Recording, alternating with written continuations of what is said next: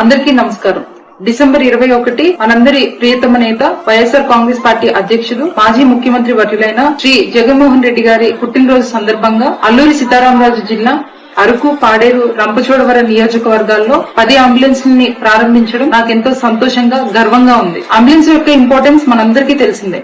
అది కేవలం ఒక వాహనం కాదు, ప్రాణాలకు ఊపిరి, ఆశకు మార్గం. మా గిరిజన మారుమూల ప్రాంతాల్లోని రహదారులు అంబులెన్స్ సౌకర్యం లేక ఎంతో మంది అనారోగ్యంతో బాధపడుతూ ఆసుపత్రికి చేరుకోలేక ఇళ్లలోనే ప్రాణాలు వదిలేసే సంఘటనలు ఎన్నో చూసాం. స్వతంత్రం వచ్చి 78 సంవత్సరాలు గడిచినా కూడా ఆదివాసులకు మాత్రం అభివృద్ధి అందనంత దూరంలోనే ఉంది. ఈ రోజుకి ఒక డెలివరీ కోసం ఒక ప్రెగ్నెంట్ ఉమెన్ ని హాస్పిటల్ కి తీసుకుని రావాలంటే డోలిమోతులు మాత్రమే సొల్యూషన్ గా కనిపిస్తుంది. నేను కేజీహెచ్ లో డాక్టర్ గా పనిచేసిన రోజుల్లోని పాడేరు ఏరియా హాస్పిటల్ నుండి రిఫరల్ గా కేజీహెచ్ కి రాస్తే మార్గ మధ్యంలోనే ఎంతో మంది ప్రాణాలు కోల్పోవడం. ఇటీవలే చింతల వీధిలో జరిగిన యాక్సిడెంట్ లో మన పాడేరు హెడ్ క్వార్టర్ హాస్పిటల్ కి కేవలం 3-4 కిలోమీటర్ల దూరంలోనే సంఘటన జరిగితే అంబులెన్స్ సౌకర్యం లేక ఇతర మండలాల నుండి అంబులెన్స్ ని తీసుకురావడం జరిగింది. ఇది కేవలం అడ్మినిస్ట్రేటివ్ ఫెయిల్యూర్ అని చెప్పి స్పష్టంగా తెలుస్తుంది. ఇలాంటి సంఘటనలు మళ్లీ జరగకుండా ఉండేందుకు బాధ్యతతో, జగనన్న ఇచ్చిన స్ఫూర్తితో నా ప్రజలు నాకు ఇచ్చిన